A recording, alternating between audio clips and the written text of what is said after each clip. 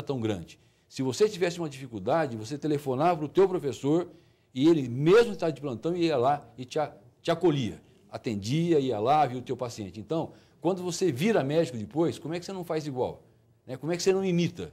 Né? Como é que você não reproduz esse comportamento? E eu diria que, para quem quer formar seres humanos capazes em qualquer profissão, nada é melhor do que o exemplo. E exemplos nós tivemos, né, aos montões em Botucatu. Trindade é um deles.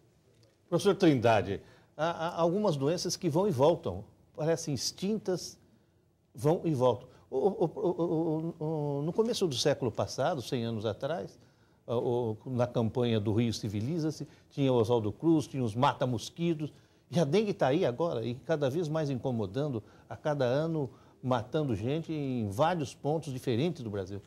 Pois é, essa é uma grande contradição, né? Quer dizer, praticamente, agora, isso é uma... Está erradicado, não está, mas de repente reaparece. Pois é, esse é mutação? Não é mutação, eu acho que houve porque toda vez que uma doença existe, ela chama atenção, então há uma concentração, ela se torna o foco da saúde pública, da sociedade, e acaba debelando a crise. Mas, evidentemente, que o germe, o agente causal, não desaparece.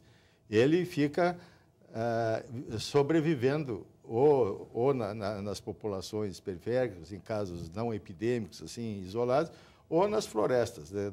Em outros mamíferos, em outros animais, eles se preservam. O caso da febre amarela, tá certo? Agora, a hora que A febre amarela é impressionante, olhando o mapa, né? Ela toma conta do país praticamente. Então, mas onde é que está essa febre amarela? Ela estava nas florestas, porque o agente transmissor é diferente. Quer dizer, o mosquito da floresta não é o Aedes aegypti, que é um mosquito urbano. Então, quando a população abre uma frente de trabalho, por exemplo, no Mato Grosso, na Amazônia, e o trabalhador entra na floresta, ele se contamina pela febre amarela, que é chamada selvagem, silvestre. Aí ele vem para a cidade e é picado pelo Aedes aegypti, que é o urbano. Então, aí dá dessa epidemia, esse surto nas cidades. E isso é um problema muito sério, porque o combate ao Aedes aegypti, que é o transmissor da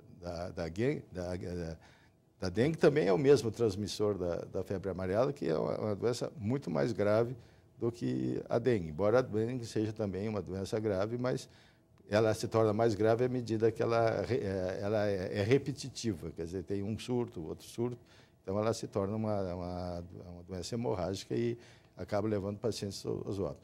Agora, eu acho que isso é uma falha da saúde pública, quer dizer, do contato.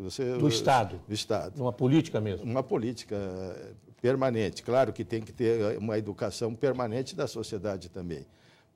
O senhor falou dos mata-mosquitos, né? Os mata-mosquitos, eu lembro quando eu era criança, né, e a gente brincava lá no quintal com poços d'água, ele chegava com o martelinho lá e destruía tudo.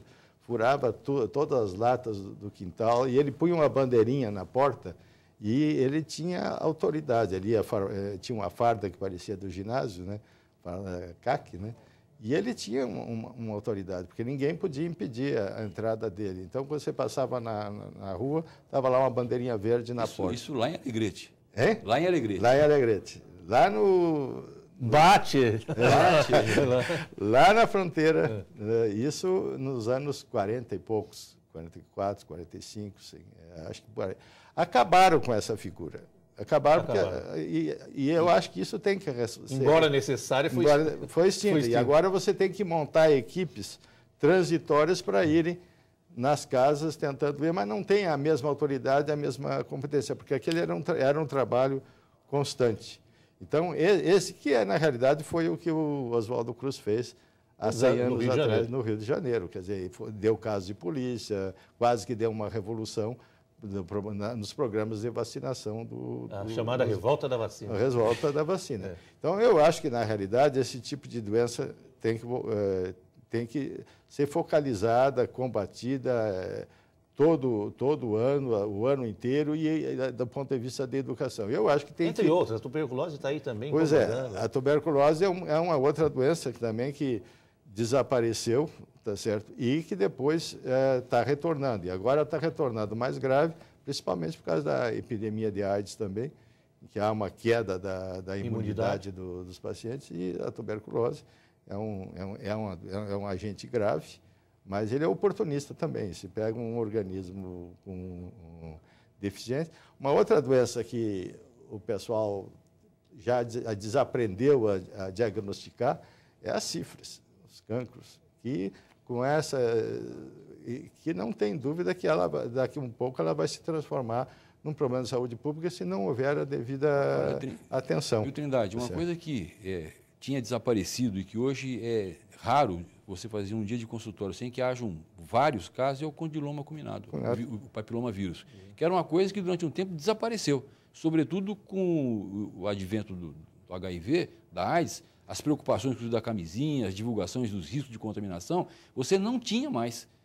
Agora a meninada perdeu o medo, acha que está tudo bom, e é incrível, eu não faço um único dia de consultório que eu não pegue 2 ou 3 casos de pacientes com o papilomavírus, ou chamado crista de galo, né, que para o homem é menos grave, embora em algumas circunstâncias atinja dimensões imensas e obrigue até quase amputações penianas, mas na mulher vira câncer.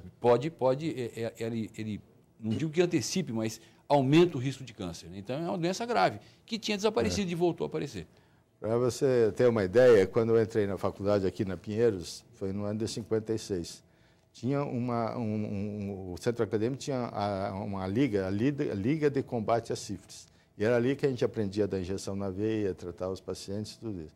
Um ano depois, foi extinta por ausência de casos, por causa do advento da penicilina, que praticamente tinha desaparecido a doença como um elemento social, um problema de saúde pública, né? E o pessoal tomava penicilina e frequentava os prostíbulos, depois de lá já passava na farmácia, tomava sua penicilina e fazia. Parecia a pílula do dia seguinte. Tá certo? Isso desapareceu porque também começou a haver choques anafiláticos por causa das reações alérgicas à penicilina. Mas é uma doença que a geração seguinte de médicos desaprendeu a diagnosticar, porque nunca mais viu a doença. E agora, com o advento da AIDS, também queda da resistência, e essa promiscuidade do ponto de vista sexual, é uma doença que daqui a pouco nós vamos ter com graves consequências, porque ela não é só a fase aguda, primária, ela tem a fase secundária, que dá lesões cutâneas, e depois tem a fase terciária, com lesões cardíacas, lesões cerebrais, tudo isso, que muitas vezes o médico está frente a um caso que já está na fase secundária ou terciária, e o agente etiológico acaba não sendo devidamente diagnosticado, porque é uma doença que desapareceu. Então, esse fenômeno de doenças virem e desaparecer... Que voltam e surpreendem. Aí já é epidêmico. Né? Já é epidêmica, e é a hora que é epidêmica, porque também elas custam a ser reconhecidas. E também os cuidados, quer dizer, a política de saúde pública deixa de tirar o foco da doença. Outro exemplo é a doença de Chagas. Quer dizer, e veja que às vezes as doenças, o agente etiológico, ele tem a sua inteligência e a sua capacidade de sobreviver, né? A doença de Chagas era transmitida pelo barbeiro nas casas. Então, houve um combate em massa. Então, praticamente, os novos casos de doença de Chagas desapareceram. Agora, de vez em quando, eles vêm sob a forma de suco, porque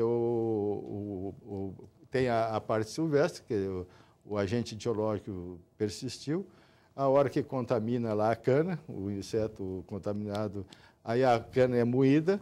Então, você vê, há pouco tempo houve em Santa Catarina um surto de doença de Chagas, alguns casos morreram. Também lá no Nordeste apareceu agora um surto no açaí. Então a saúde pública tem que estar permanentemente reavaliando e combatendo o mesmo agente, mas com outras armas, né? Porque ele Até também... porque o bicho é muito esperto. Muito esperto, ele quer sobreviver também. É a lei